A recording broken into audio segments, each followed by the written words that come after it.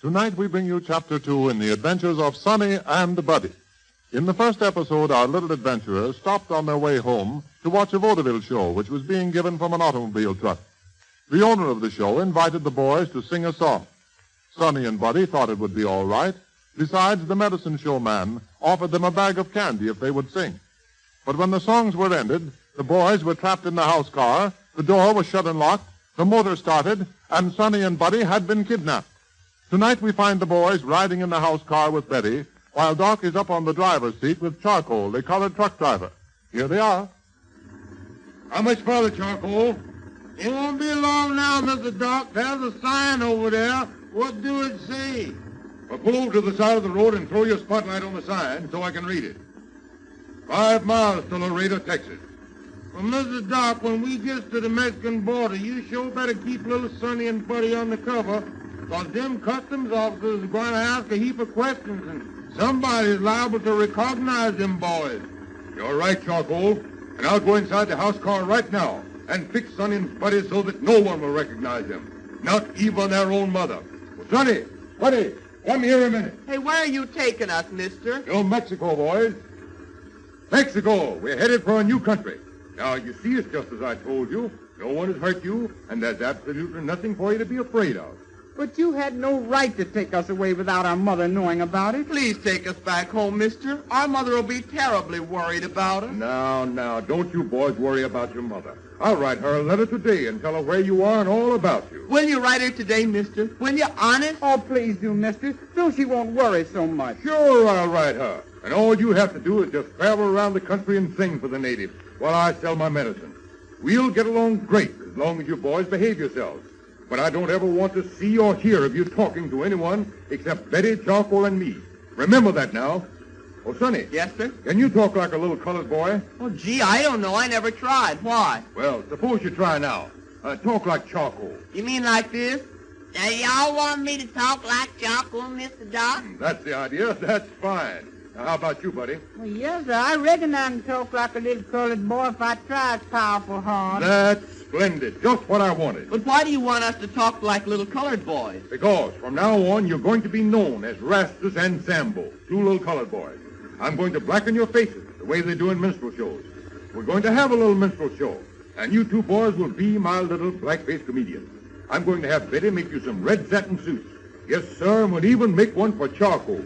In fact, I think I'll pass you off as Charcoal's own little chocolate drop. How would you like that? Not so much. Oh, Mr. Doc, we don't want that old black stuff on our faces. Why not? It won't hurt you. Come over here and I'll show you just how easy it is to put on. Now, you see this can of black stuff, boys? That's what they call burnt cork. Looks like black soot, doesn't it? Now, we take a little pinch of cork, mix water with it, and then just smear it on your face, like this, see? Come closer, Sonny. Now, you start putting it around your mouth and your cheeks and your forehead and your ears. Boy, you sure look funny, Sonny. Now, you're all ready for the minstrel, Sonny. Come on, buddy. It's your turn. Mr. Doc, you don't mean that we'll have to keep this black stuff on our faces all the time, do you? Oh, no. You can take it off when you go to bed at night. But say, with these black faces, we ought to have some songs to go with the makeup. You know any Negro songs? Yes, sir. I know Lazy Bones, Dinah, and Black-Eyed Susan Brown. Black-Eyed Susan Brown. That's a good one, Sonny. Sing it, and we'll see how it goes with your makeup. Play it for him, Betty. All right.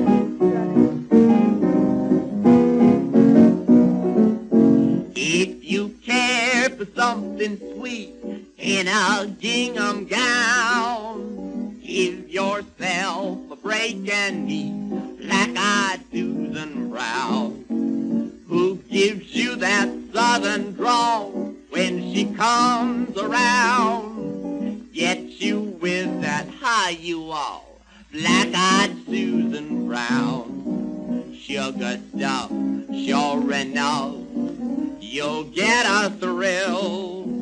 You won't know what you're missing until you meet her. Who's the sweetest company when the sun goes down? No one but that heavenly Black-Eyed Susan, Black-Eyed Susan, Black-Eyed Susan Brown. That's great. Just what we need.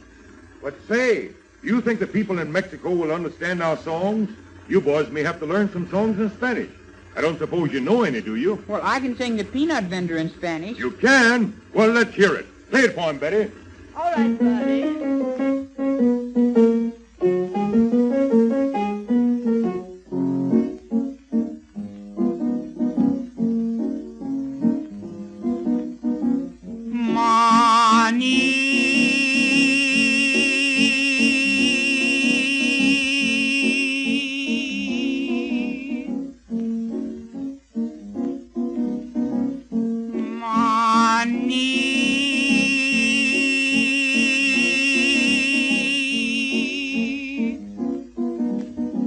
Caserita, no te cuestes a dormir sin comerte un cucurucho de maní.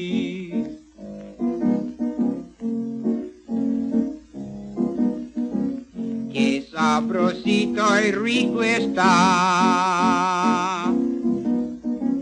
Ya no se puede pedir más.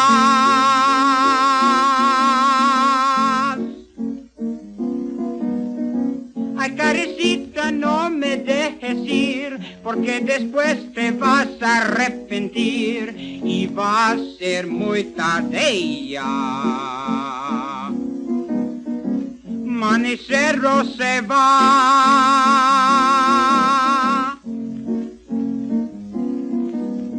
Manicero se va.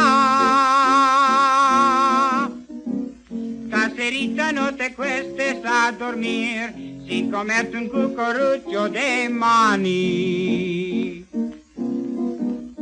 Me voy.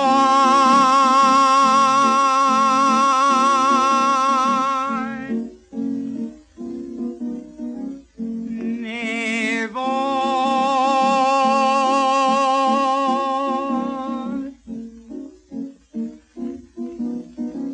Me voy.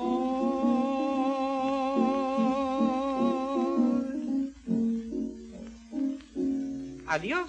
That's I'll well. say you can sing the peanut vendor.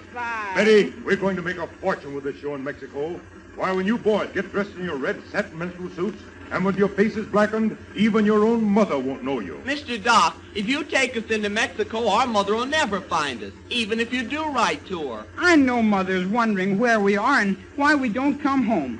Mr. Doc, if you don't write to her tonight like you promised, Sonny and I'll run away. Run away? Don't you ever try to run away, or you'll be mighty sorry.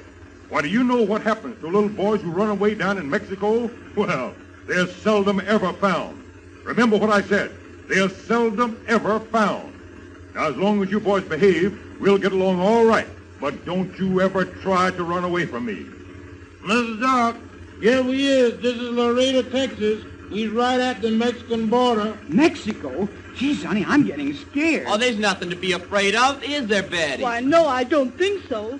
But stay close to me, boys. You never can tell what may happen. Now listen, you boys, and you too, Betty. When we get to the bridge that goes over into Mexico, a customs officer will stop us and ask a lot of questions. And I want you all to remember this. Let me do the talking. If he asks you boys your names, you can answer that. Sonny, your name is Rastus. And Buddy, your name is Sambo. And if he asks where you live, don't answer him. Understand? Now let me hear what you'll say when the man asks your name, Sonny. My name's Rastus. Yes, sir. That's good enough. Now you, Buddy. Yes, sir, white folks. Sambo's my name. Yes, sir. That'll fool him easy enough.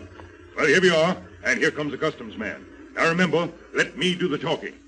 How do you do, sir? I'm Dr. Legree, and I'd like to go over to Mexico. What for? A business or a pleasure? Business. How long do you expect to stay in Mexico? Well, I don't know exactly, as long as business is good. What is your business? I have a little show, and I sell medicine. You are the show by yourself? Oh, no, I have other people with me back there in the house car. Well, bring them out. We have to see and question everybody. Yes, of course. I'll get them to come out at once. But I'm afraid you'll have to depend upon me for the most of your information. The people with me are very timid and hardly ever talk to anyone. They'll talk to me, all right. Bring them out. Oh, Betty, Charcoal, Rastus, Sambo, come here. 5 of you all together, eh? Yes. Now, this is my little daughter, Betty. What does your daughter do in the show? She plays the piano, cooks, and keeps the house car in order for us. And this is Charcoal, my truck driver and comedian. All right, and who are these little colored boys? They are my little singers. And what singers? You never heard anything like them. Whose children are they? Why, they're Charcoal's children. What's your name, boy? Rasta, that's my name, yes, sir. But what's your name? My name's Sambo. All right. Now, you want to take a show into Mexico, huh? You know you have to put a big bond for each and every entertainer who enters Mexico. That will be quite a lot of money. Well, how much bond? Oh, there will be a bond of $500 for this man as chauffeur and another $500 for him as entertainer. There will also be a bond of $500 for each of these little boys. $2,000 altogether, eh? I'm afraid that will be a little difficult. You see, I only have about $500. All right, $500. That will let you in with your colored chauffeur. But you cannot take these little colored boys in. Can't take them in? Well, what do you mean I can't take them in? I've got to take them. Well, they're my feature attraction. They're my show. Why, without them, there wouldn't be any show. I've got to take them. I'm very sorry, but this is the regulation. If you cannot put up $500 bond for each of these little boys, you cannot take them into Mexico. You will have to send them back home. What? Send them back home? Buddy, did you hear what the customs officer told Doc? He'll have to send us back home. Oh, boy!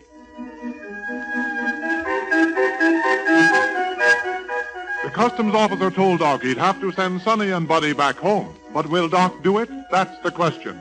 A man who is mean enough to kidnap two little boys and break a mother's heart is not going to give up so easily. To get the answer, be sure to tune in to the next chapter in the adventures of Sonny and Buddy.